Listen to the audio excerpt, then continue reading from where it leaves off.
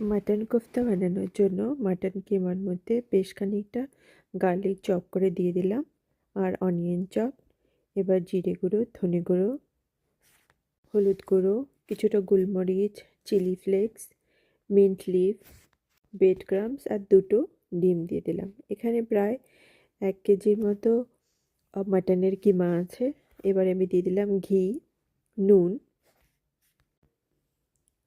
এবার ভালো করে সবগুলোকে একসাথে মিক্স করে নিব। হাত দিয়ে ভালো করে মেখে নিতে হবে।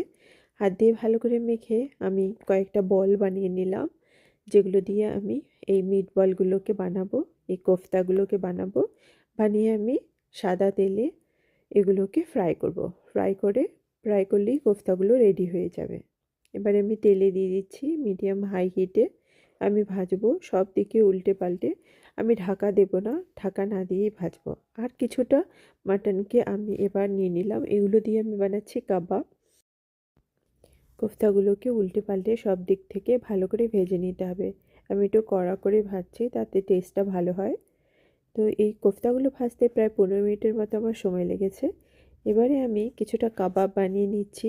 একটু আমাদের জন্য আমি একটু ঝাল দিয়েছি আর বাচ্চাদের জন্য ঝাল ছাড়া বানাচ্ছি। তো দুরকমভাবে বানালাম।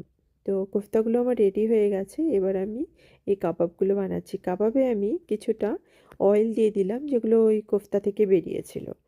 তো 20 মিনিট টোটাল টাইম লেগেছে। আমি ব্রয়লার মোডে এগুলোকে বানাচ্ছি।